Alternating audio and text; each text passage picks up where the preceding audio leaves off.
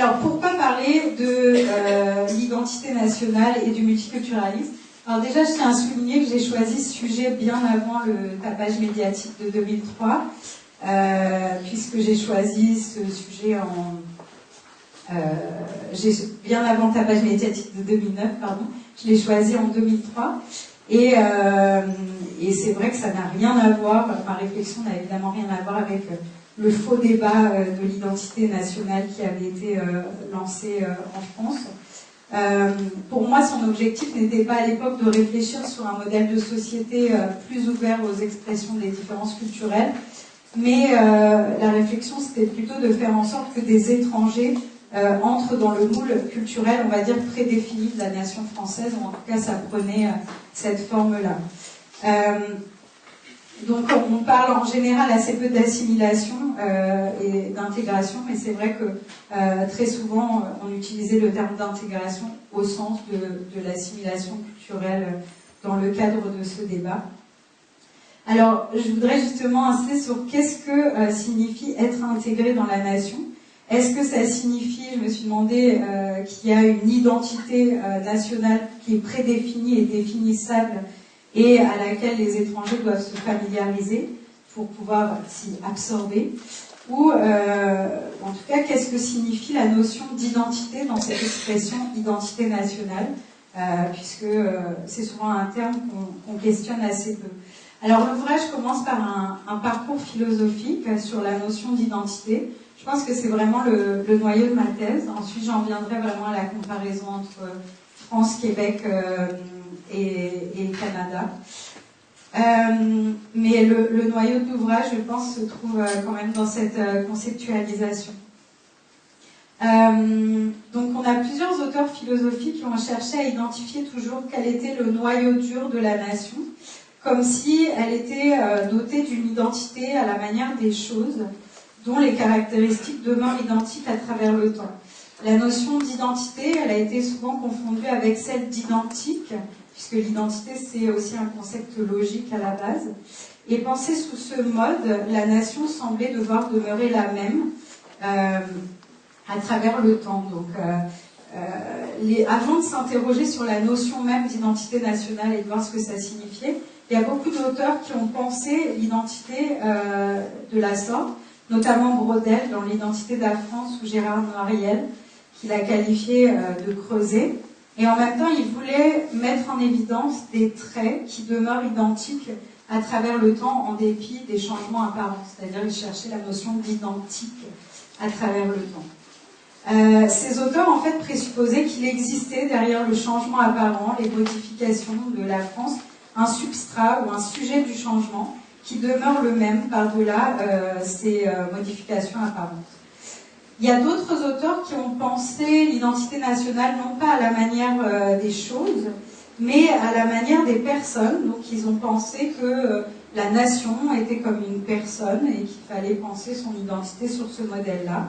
Notamment Jules Michelet qui déclarait « La France est une personne ». Et ils ont alors tenté de saisir ce qui constituait sa personnalité. À mon avis, dans les deux cas, il y a une confusion qui est souvent opérée entre ce qu'on appelle l'identité et la notion d'identification.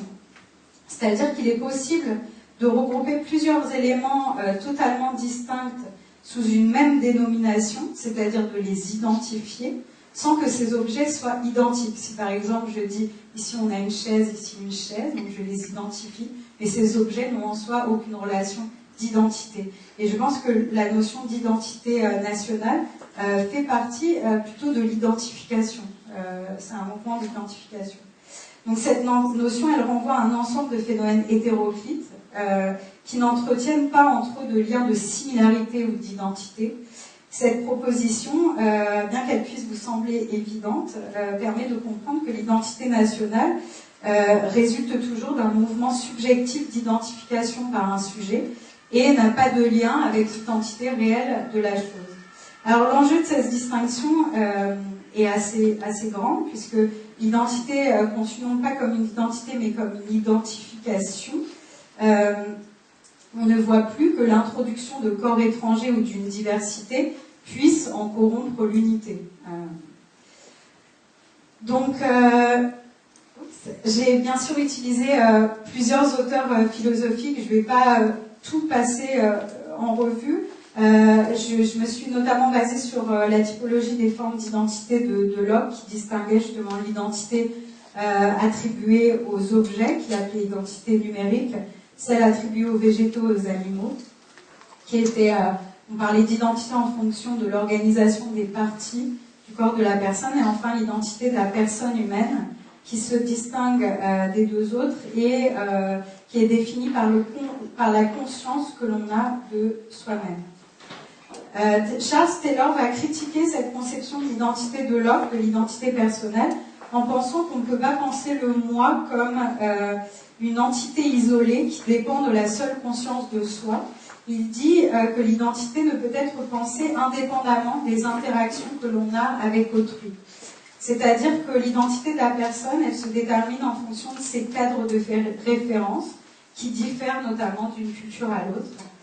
Et donc je cite Taylor qui dit « Savoir qui je suis implique que je sache où je me situe. Mon identité se définit par les engagements et les identifications qui déterminent le cadre ou l'horizon à l'intérieur duquel je peux essayer de juger au cas par cas ce qui est bien ou valable, ce qu'il convient de faire, ce que j'accepte ou ce à quoi je m'oppose. » Donc il explique que les individus ne peuvent se passer de ces cadres de référence qui norment leurs actions, et donc que l'identité personnelle a toujours nécessairement une dimension qui est sociale et collective. La question qu'on pourrait se poser, c'est qu'est-ce qui permet d'intégrer en une seule représentation les différents moments de la vie d'une personne. Alors Ricoeur nous dit que, dans Soi-même comme un autre, que c'est par le biais du récit, de l'histoire d'un individu qu'on peut réussir à avoir dans l'unité du récit une sorte de trame qui unifierait les différents moments.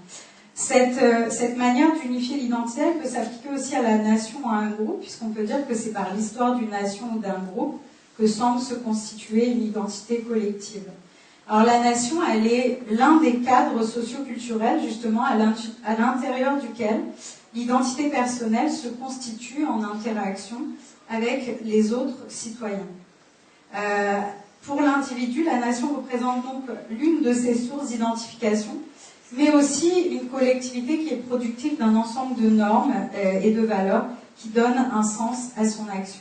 Alors moi, la question que je voulais poser, c'est, on a l'impression qu'on peut penser l'identité nationale sur le modèle de l'identité personnelle. En tout cas, on l'a beaucoup fait, ça semble plus valable que de la penser sur l'identité à la matière des choses. Mais j'ai remis en question ce modèle en pensant que la comparaison pose un ensemble de difficultés. Tout d'abord, le lien entre la conscience individuelle et la nation n'est pas direct et dépend d'un phénomène de participation volontaire.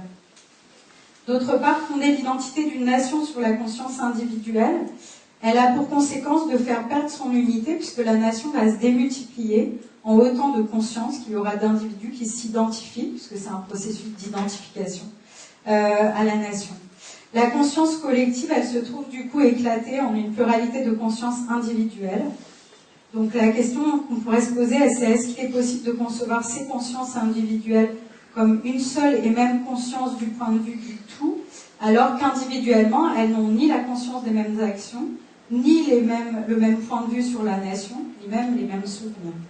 Alors, en dépit de ces difficultés, les concepts philosophiques de l'identité ont finalement constamment servi pour penser la nation. Herder et Fichte, par exemple, ont pensé l'identité de la nation sur le modèle de la mêmeté. Ils disaient qu'une nation demeure la même parce que la nation a une langue commune qui garantit la permanence de son identité. Herder, on a également un modèle de l'identité qui est relativement similaire.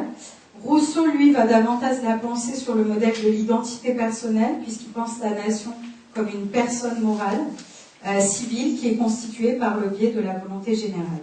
Il substitue donc à la conscience comme fondement de l'identité la volonté, mais on est toujours dans les mêmes modèles.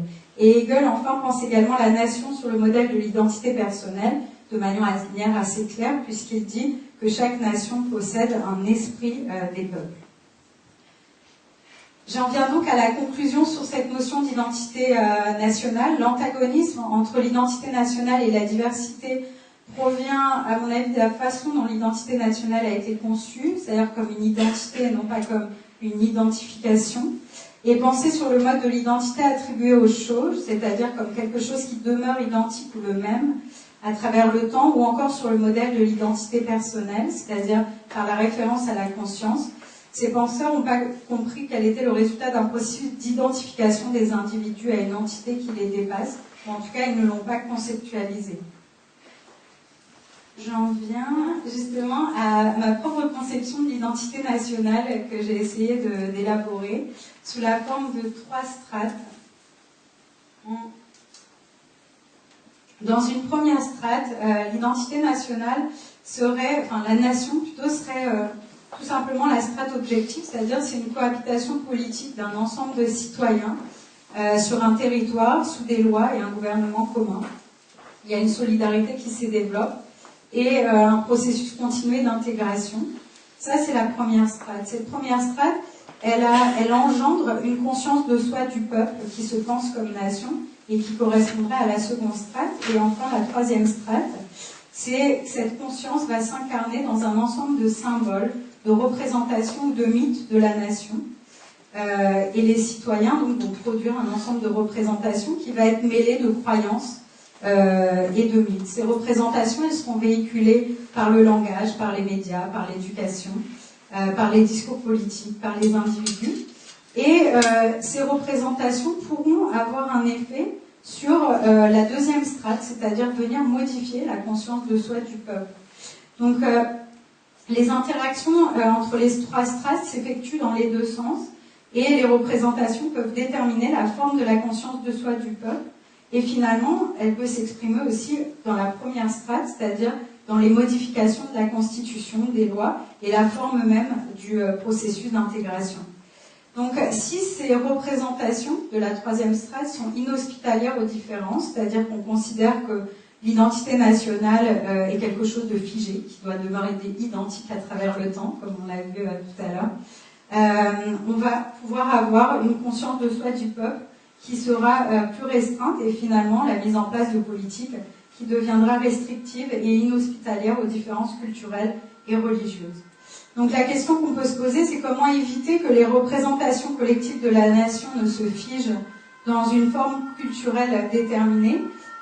Est-ce qu'il faut mettre en place certaines lois ou certaines mesures politiques qui favoriseraient l'ouverture à l'égard du pluralisme culturel et religieux? Est-ce qu'il faut éduquer, sensibiliser, faire accepter par ses citoyens ces différentes manières d'appartenir à la nation?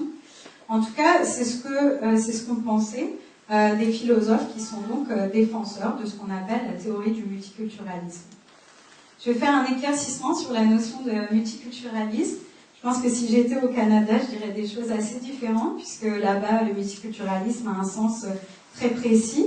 En France, il a un sens souvent qui ne correspond absolument pas à la réalité, et là je me permets quand même de l'affirmer, puisque dans son sens le plus large, le multiculturalisme est un concept descriptif qui désigne simplement un fait social, qui est celui de la coexistence d'une pluralité de cultures différentes au sein d'un même pays.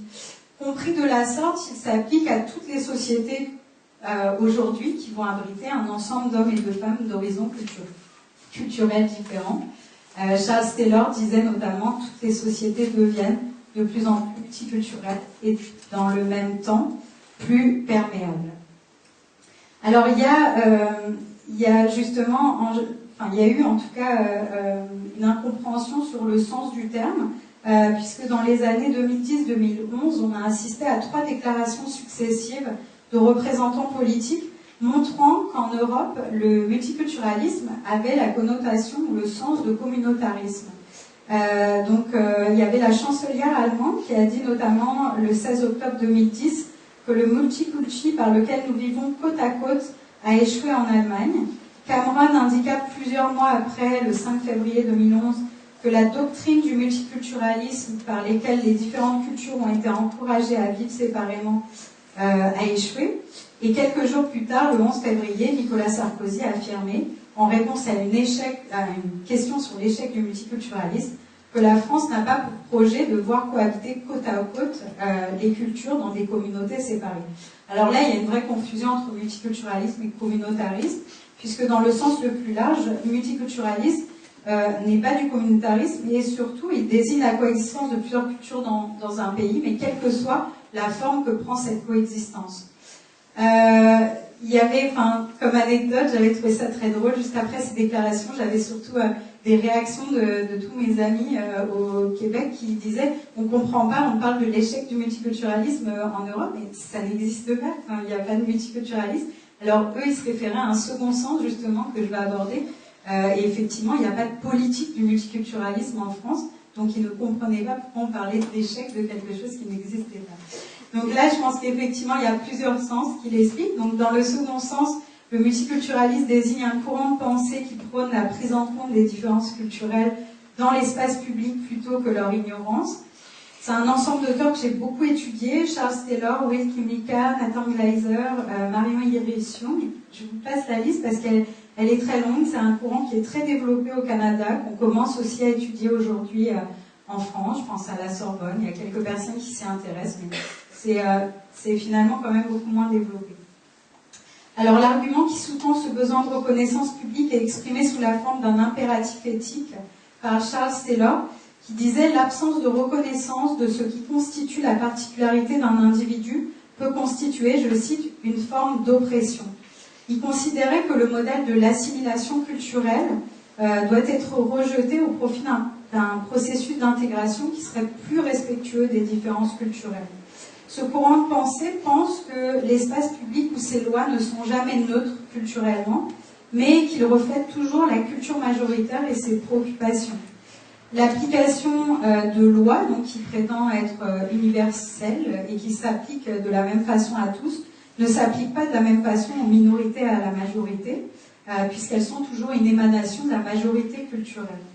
La mise en pratique uniforme de règles se révélerait, pour Charles Taylor, discriminatoire, et donc la mise en place d'accommodements pour compenser l'inégalité induite par l'application de ces règles uniformes peut s'avérer importante.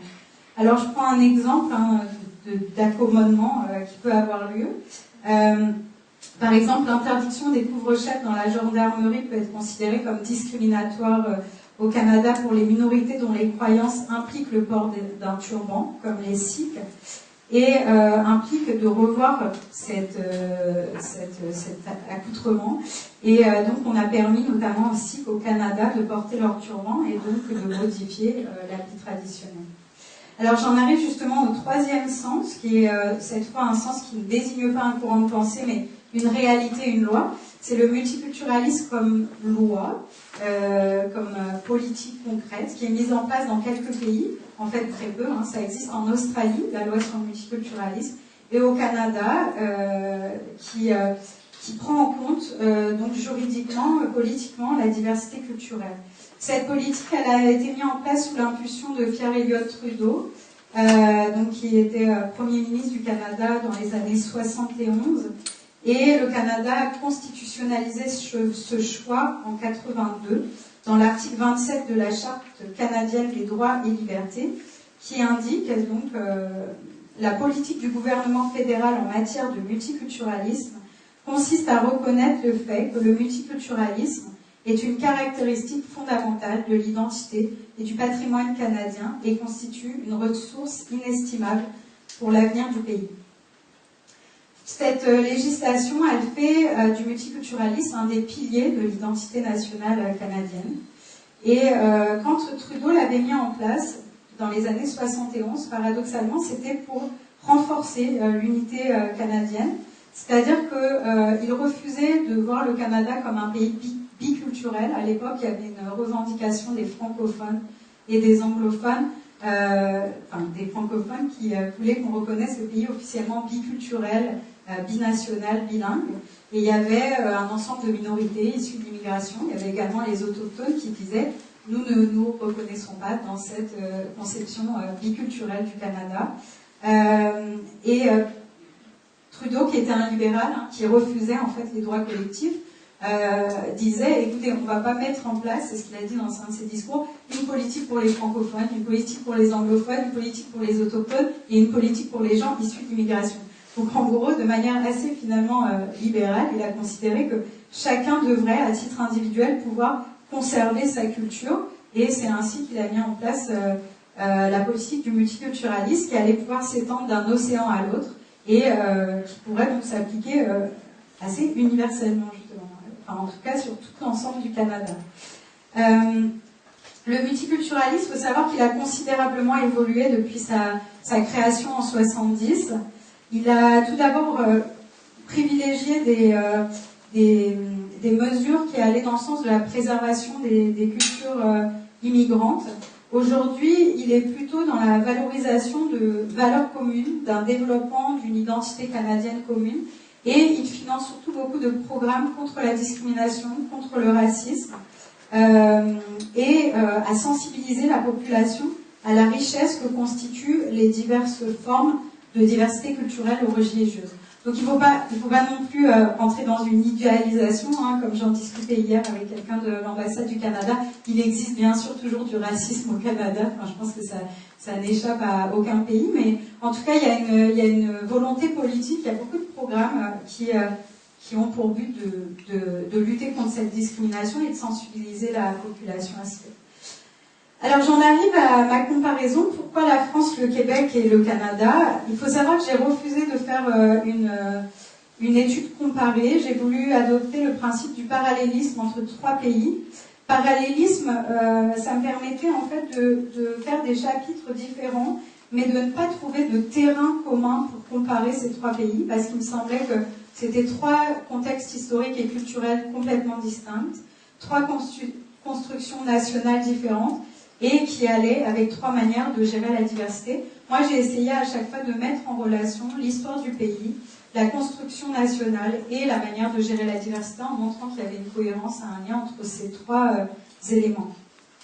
Là, je vais citer un auteur, Michael Walzer, que j'aime beaucoup. Vous allez comprendre pourquoi j'ai choisi de faire du parallélisme et non une étude comparée. Il disait « Il ne me semble pas soutenable que les types de formations politiques que je vais étudier puissent se voir assigner un rang sur une échelle hiérarchique unique, comme s'il était possible d'attribuer à chacune une note de moralité. » C'est vrai que j'ai voulu me battre dans ma thèse, et certains qui étaient présents savent que j'ai beaucoup dû lutter pour ça, pour ne pas avoir à répondre à la question « qu'est-ce qui est mieux ?» Et je peux vous assurer qu'en France, ça crée vraiment un vrai traumatisme chez les professeurs de philosophie quand on leur dit « ce n'est pas mon objet, je n'ai pas envie de vous dire ce qui est mieux parce que ça ne me semble pas être la question ».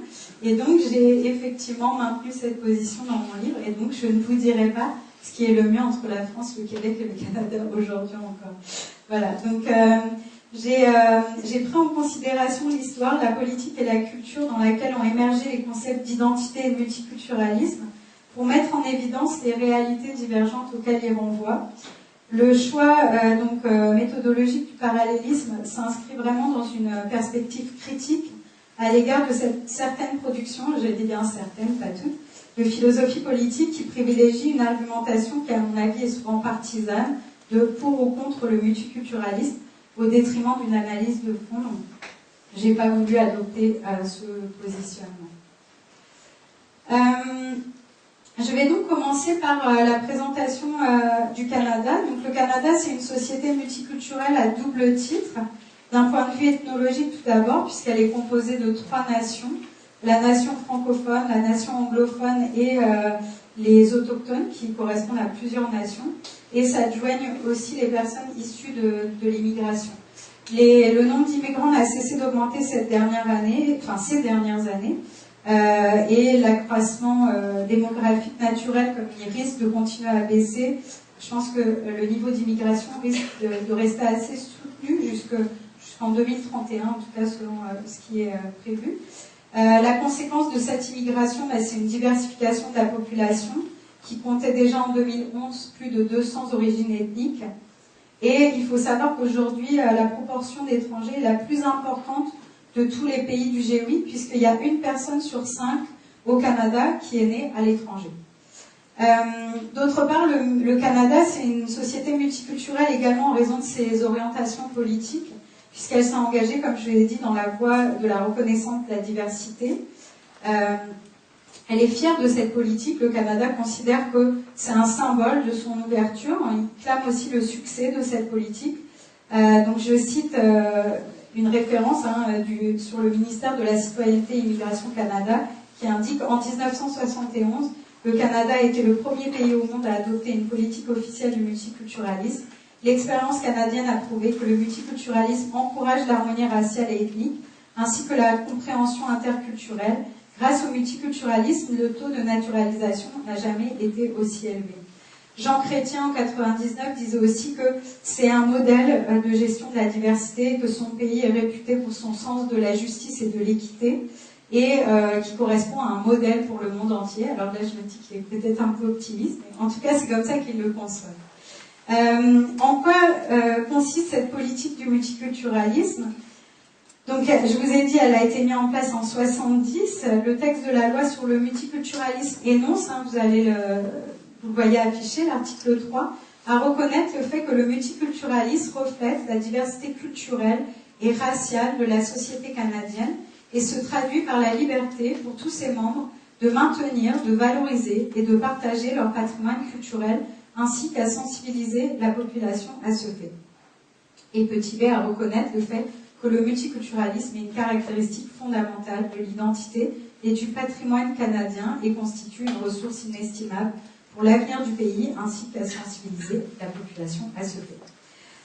Initialement, il y a beaucoup d'interprétations qui disent que cette politique aurait été mise en place par Pierre-Éliott Trudeau à des fins stratégiques, en fait, pour éviter le dualisme entre francophones et anglophones.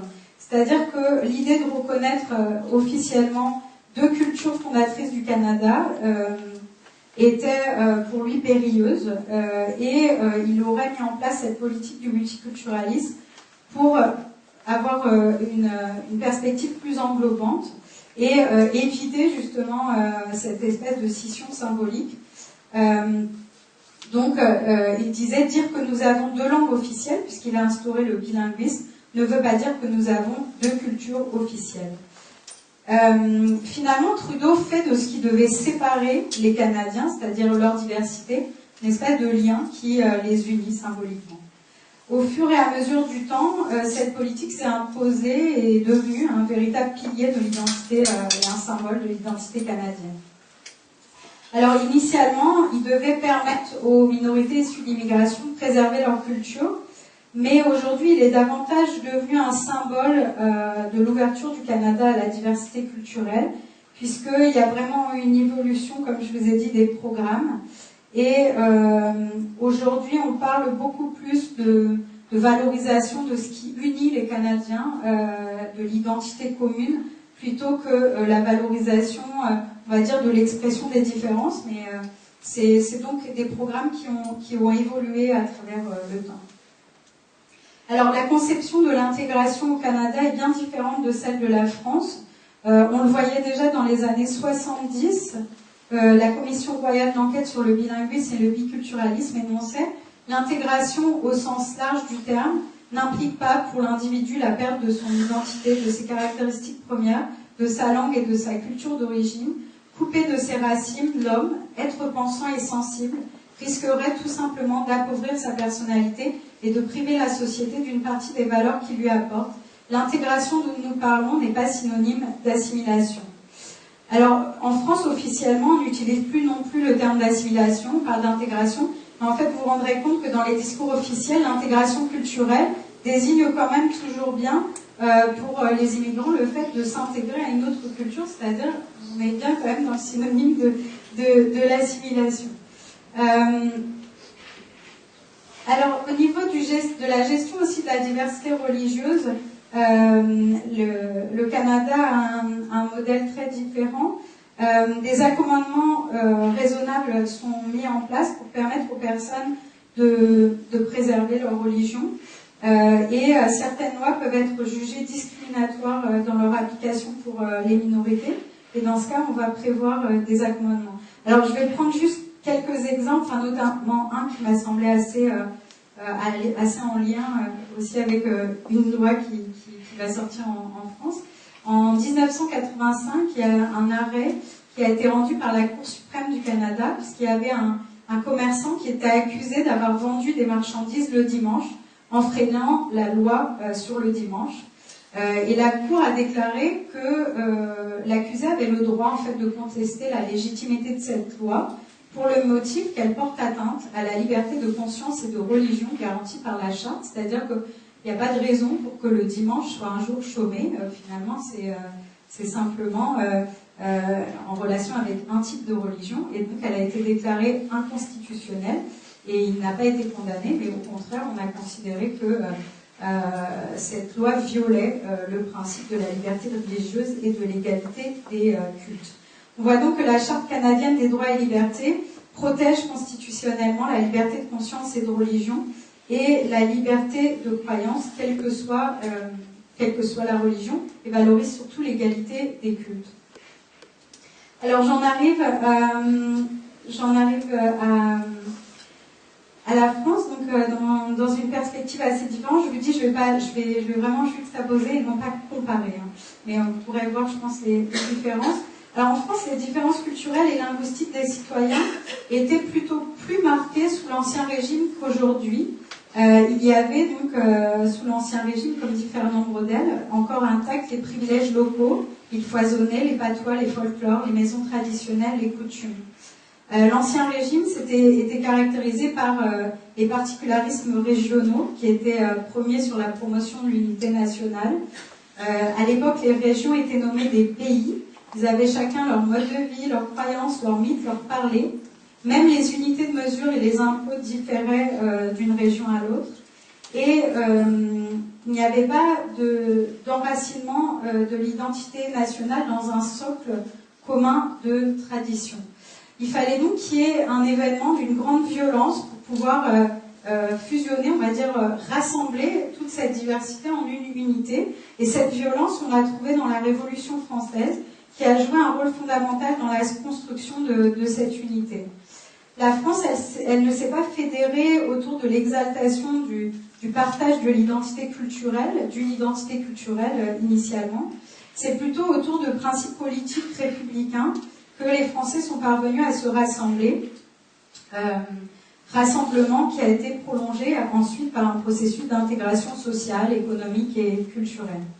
Le maître mot donc, de la séance de la nuit du 4 août, c'était évidemment l'anéantissement des privilèges et celui d'égalité. On voulait l'égalité devant l'impôt, l'égalité devant les peines, l'égalité d'accession aux emplois. Et avec la notion d'égalité disparaissait toute distinction d'appartenance à une communauté distincte, comme si pour devenir égal, il fallait qu'on devienne identique.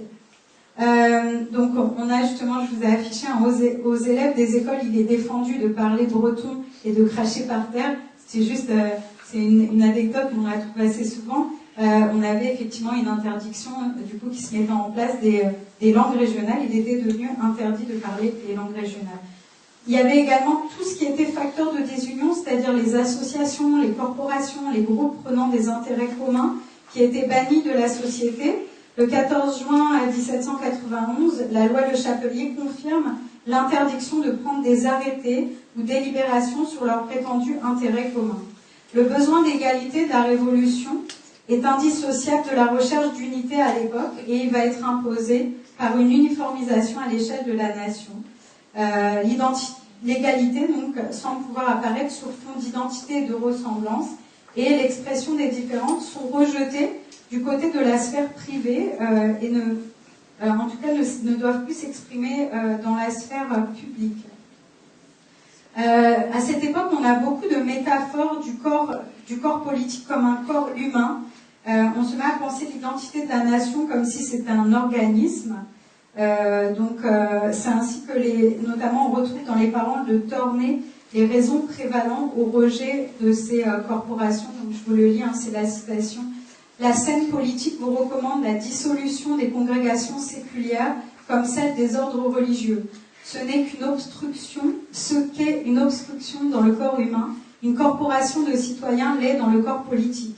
Les membres de chaque corps vivent dans je ne sais quelle communauté d'intérêts, d'opinions, de sentiments qu'on appelle esprit de corps, et l'esprit particulier est ordinairement une diversion faite à l'esprit public. Les individus tiennent d'autant moins à la patrie qu'ils se sont attachés au petit tout dont ils sont membres. Anéantissons tout ce qu'il reste de corporation dans l'Empire. Chaque esprit de corps s'éteignant allume de plus en plus l'esprit public et les membres de ces sociétés dissoutes sont autant de conquêtes pour la société générale. On voit donc dans quoi s'ancre la peur du communautarisme dont on entend si souvent parler ici.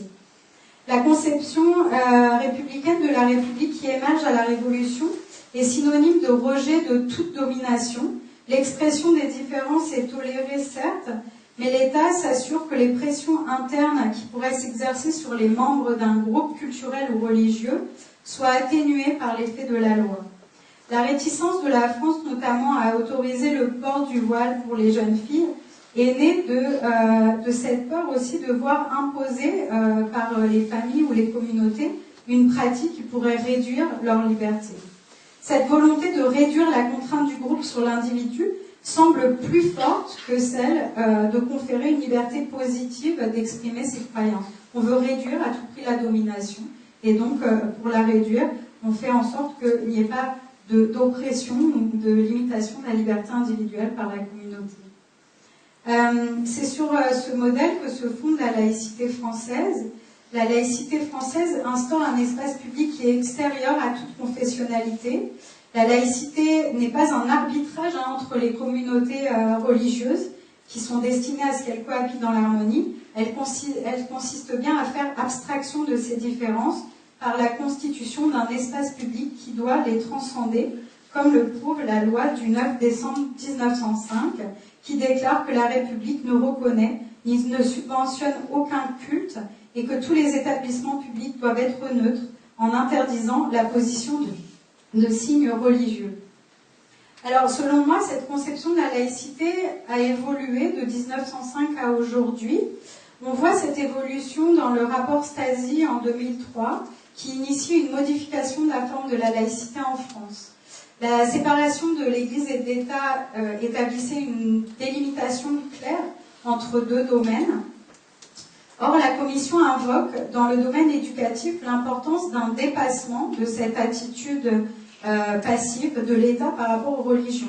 Il préconise même une intervention active pour promouvoir une émancipation des jeunes à l'égard des cultes. La laïcité devient donc à cette époque une attitude à visée pédagogique, ce qu'elle n'avait pas en 1905. Donc je vous cite un des extraits du rapport Stasi. Si elle se limite à une conception étroite de la neutralité concernant la culture religieuse ou spirituelle, l'école contribue à la méconnaissance des élèves en ce domaine et les laisse désarmés, sans outils intellectuels, face aux pressions et aux instrumentalisations des activistes politico-religieux qui prospèrent sur le terrain de cette ignorance. Remédier à ces carences est une urgence sociale. La laïcité crée une responsabilité à la charge de l'État. La laïcité n'est pas un simple garde-frontière qui se limiterait à faire respecter la séparation entre l'État et les cultes. La laïcité impose à l'État des obligations envers le citoyen. On voit donc qu'il y a bien un dépassement de l'esprit qui était présent en 1905.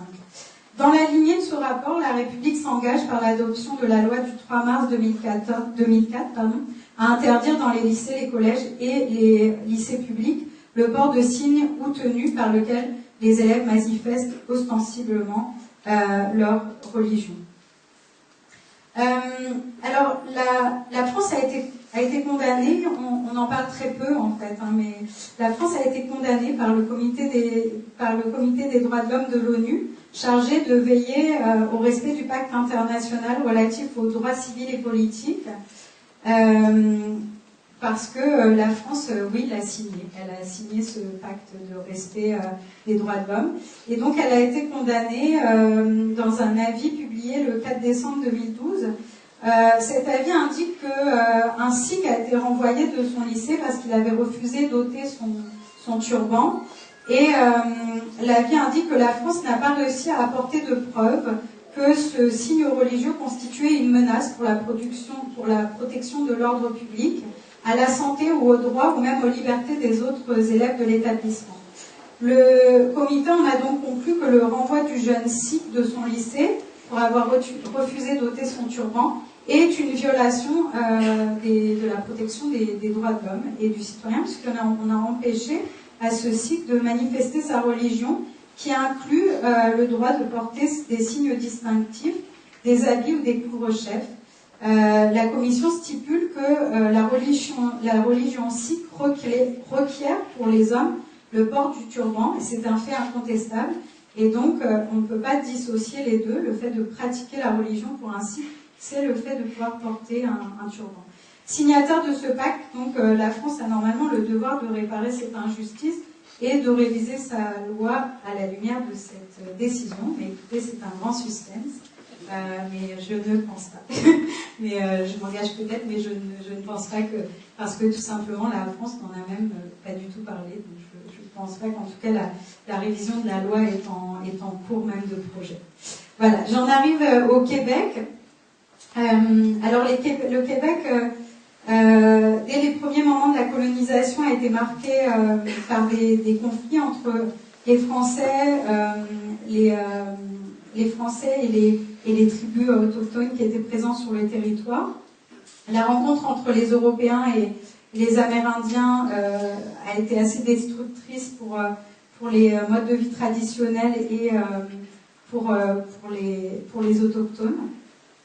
Il y a eu des emprunts culturels qui se sont faits dans les deux sens. L'emprunt culturel de certaines techniques des Québécois et puis de certains aspects de la culture. Et un auteur comme Jean Hamelin considère que c'est peut-être ces interactions qui ont été le fruit d'une certaine ouverture. Il dit « La société de la Nouvelle-France avait de la place pour tous ou presque. Cette société ouverte, affairée à s'enraciner au pays, recevait tout le monde sans discrimination. » Bon, il faut savoir qu'à l'époque, on cherchait surtout, on manquait de main-d'œuvre, donc il y avait une raison qui était très économique. Et puis en 1756 va éclater la guerre entre la France et l'Angleterre, qui débouche sur la défaite de la France. Et la politique poursuivie par les Anglais à l'égard des Canadiens français va, on va le voir, favoriser une conscience politique d'appartenance différente. Après avoir voulu mener une politique d'assimilation à l'égard des francophones dans un premier temps, l'Angleterre va réviser ses positions et les Anglais vont accorder finalement aux catholiques de conserver ou de préserver leur religion et même de préserver partiellement la législation française. Donc ce retournement, il est officialisé, ce changement de cap, on va dire officialisé en 1774 dans l'acte de Québec, où on a un rétablissement des anciennes frontières de la colonie, où on proclame la liberté religieuse et on ouvre aux catholiques toutes les fonctions officielles. Londres maintient cependant le droit criminel britannique, mais il va reconnaître le droit civil français. Il y a donc à Québec un régime juridique mixte qui se met en place dès 1876 dans la loi constitutionnelle. Il est aussi, il se perpétue par la suite et il est constitutionnalisé dans les articles 94 et 129 donc de l'acte constitutionnel. Cet acte initie une attitude politique qui va être fondée justement sur la prise en compte des particularités culturelles et linguistiques d'un groupe et l'octroi de dérogations par rapport aux règles communes.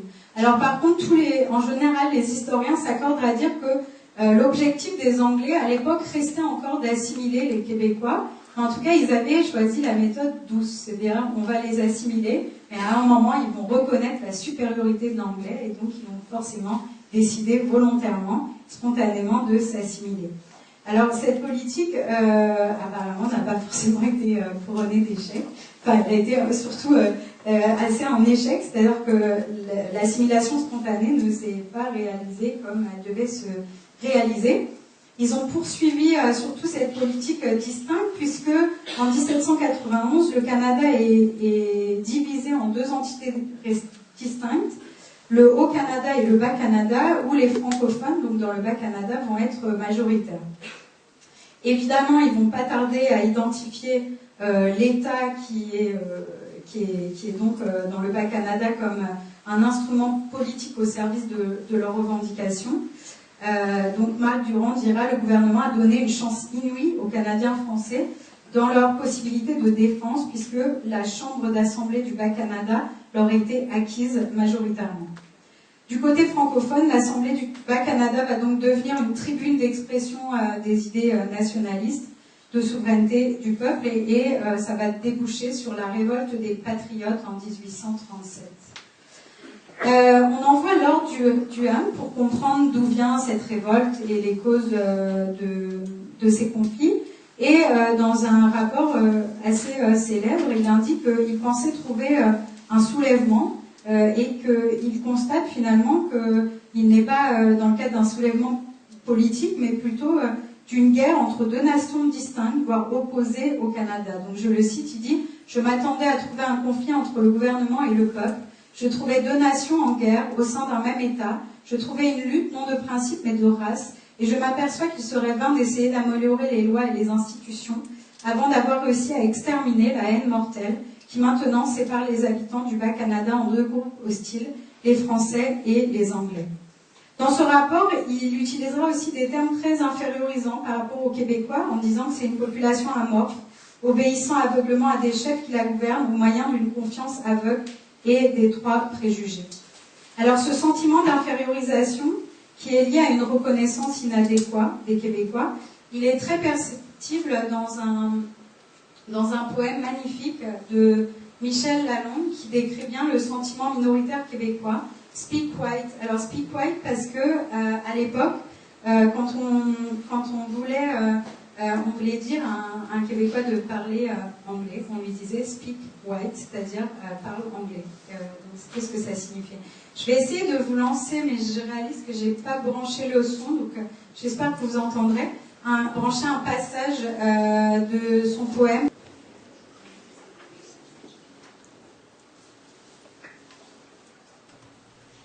Speak White.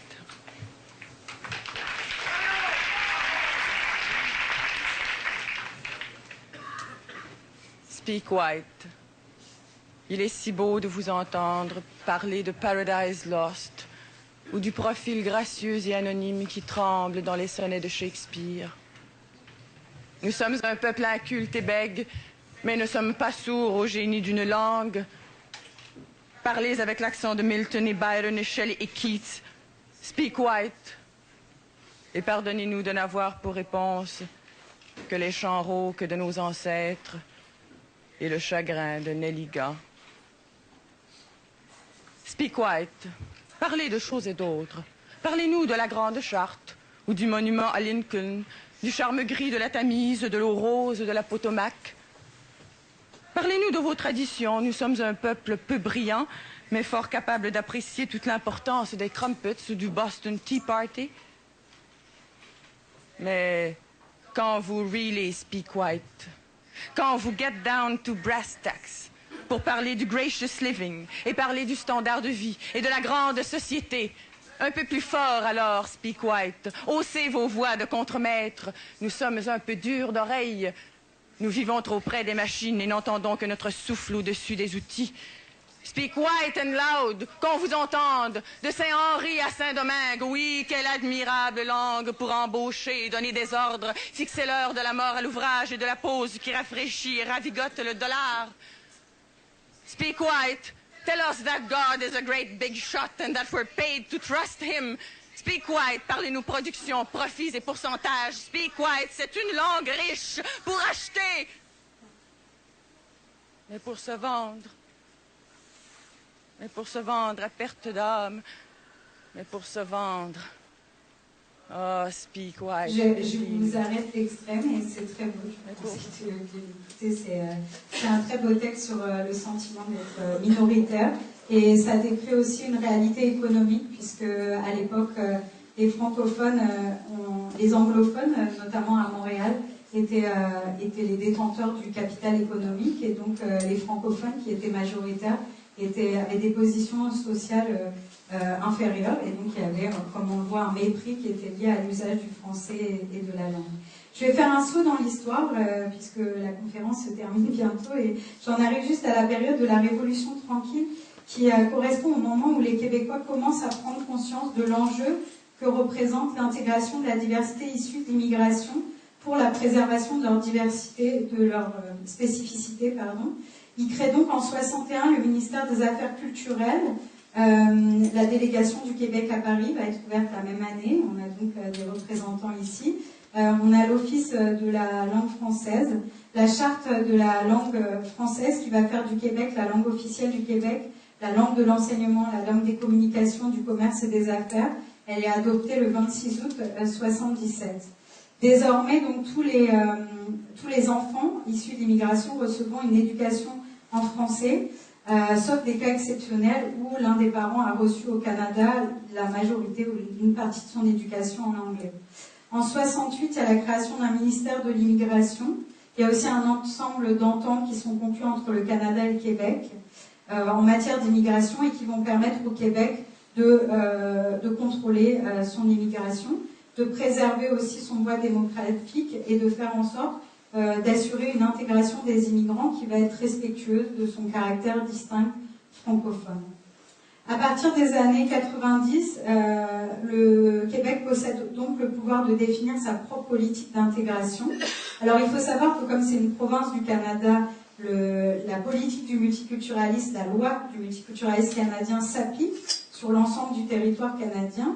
Mais il y a un débat qui est en place puisque le Québec semble dessiner les contours d'un système d'immigration des immigrants qui serait spécifique et qui serait, je dirais, plus respectueux ou qui prendrait davantage en compte l'existence de son identité francophone commune.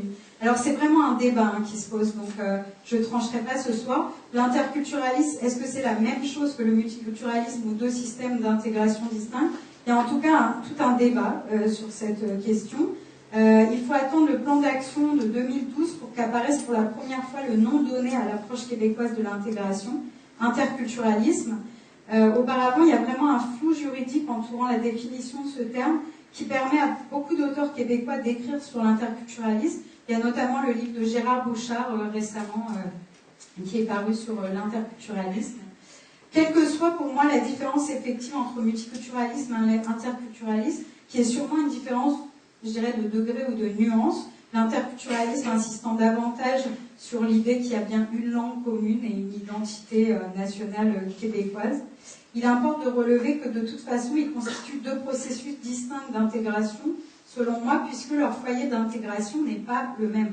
C'est-à-dire que l'interculturalisme souligne l'importance de l'intégration des immigrants à la nation québécoise et le multiculturalisme, lui, parle d'une identification à la nation canadienne qui se définit comme bilingue. Alors, outre ces différences dans l'appréhension de l'intégration, on a aussi des différences concernant, peut-être, mais ça c'est symbolique, la conception de la laïcité. Enfin, en tout cas, on a pu voir en 2007 la crise des accommodements raisonnables, où on avait quand même une différence d'écart entre ce que pensait la majorité des Québécois francophones et les anglophones, qui en général étaient plus favorables aux accommodements religieux. On a retrouvé la même partition, on va dire, en 2014, lorsqu'il a été question d'adopter une charte de la laïcité nommée Charte des valeurs québécoises. Ça a relancé un peu la question, alors l'idée de cette charte qui n'a pas été adoptée, je voudrais souligner, puisque le Parti québécois qui voulait l'adopter n'a pas remporté les élections. En tout cas, cette charte aurait conduit à l'interdiction des signes religieux ostentatoires pour les personnes travaillant dans les organismes publics. En tout cas, ça avait relancé un débat, puisqu'on voyait à nouveau que les anglophones semblaient majoritairement, très très majoritairement contre cette charte. Les francophones étaient partagés, on va dire. Ils étaient à des moments légèrement favorables. Il y avait aussi beaucoup de contestations dans tous les cas de la charte. Ce n'était pas vraiment dans l'esprit global. Alors j'en arrive à la conclusion. La conclusion, c'est qu'on remarque qu'il y a quand même deux paradigmes au fondement du mode de gestion de la diversité au Canada et en France, deux paradigmes différents. Ils reposent sur des mythes, tous deux. L'État-nation se fonde notamment sur la croyance que l'État peut être neutre à l'égard des cultures, alors que ces principes sont le reflet d'une culture nationale, de ses valeurs et de ses choix. Il n'est évidemment pas neutre à l'égard des minorités, puisqu'il tend par ses choix à perpétuer la culture de la majorité. Il met en place un modèle d'intégration qui mêle aux critères politiques des considérations d'ordre culturel. Récemment, il y a une redéfinition des critères d'acquisition de la nationalité française et depuis 2005, on a un examen civique qui a été mis en place pour les candidats à la nationalité française qui mêle des connaissances politiques et culturelles. On a donc bien une acquisition de la nationalité qui suppose la maîtrise de la langue française, aussi une connaissance de l'histoire de la France, de ses lois, de ses institutions. Les conditions d'attribution de la nationalité reposent donc désormais sur la vérification d'une intégration culturelle qui est effective. L'appartenance à un État-nation ne se caractérise donc pas seulement par un ensemble de critères juridiques et politiques, mais aussi sur le partage d'un ensemble de traits culturels. La devise de la République française associe à une reconnaissance juridique égalitaire une revendication qui a aussi une valeur morale, puisqu'on parle de fraternité, égalité, voilà, donc c'est un des termes de fraternité qu'on entend. Moi j'ai juste relevé, donc j'étais pas, je vous dis, du tout dans la comparaison des systèmes, ni dans l'évaluation. J'ai juste relevé une disjonction entre un discours théorique égalitaire issu de la Révolution et l'apparition de pratiques concrètes qui semblent viser le renforcement d'une identification à la culture majoritaire. Par exemple, la neutralité affichée par la loi de 1905 de séparation de l'Église et de l'État me semble s'opposer avec la multiplication des discours qui affirment les racines chrétiennes de l'identité culturelle française. Et ce discours surtout manifeste une mécompréhension, selon moi, de la nature de l'identité nationale qui est appréhendée de manière substantialiste, donc comme si c'était quelque chose d'identique à travers le temps. Comme je vous dis, on retombe sur ma première partie, on cherche à voir ce qui reste le même. La constitution d'une représentation de l'identité prend souvent la forme d'une imposition d'un devoir-être de l'identité qui est appelé à jouer un rôle normatif à l'égard des citoyens de la nation. C'est aussi ce qui explique par exemple que le Québec a pu s'opposer à un moment à la politique du multiculturalisme parce qu'ils y voyaient une espèce d'imposition d'une certaine conception de l'identité canadienne. Pour moi, pour qu'il y ait une véritable ouverture d'une identité collective à la multiplicité des formes d'identification des citoyens, il convient plutôt de la concevoir comme un espèce de concept cadre ou une idée régulatrice qui prendrait la forme d'un processus mouvant d'intégration de la diversité, sans essayer de percevoir ce qui reste identique à travers le temps. Donc on a montré l'impact de la construction historique et politique de la nation aussi dans ce livre sur le sentiment d'exclusion ressenti par certains citoyens qui de ce fait se constituent en minorité face à une identité nationale qui finit par être identifiée à la culture majoritaire. Une nation qui échoue à donner à ses citoyens, quelle que soit leur culture, leur couleur de peau ou leur religion, une chance égale de réussir et d'évoluer socialement, ne peut pas prétendre être neutre à l'égard des différences. Voilà, c'était la seule phrase de conclusion que je voulais souligner.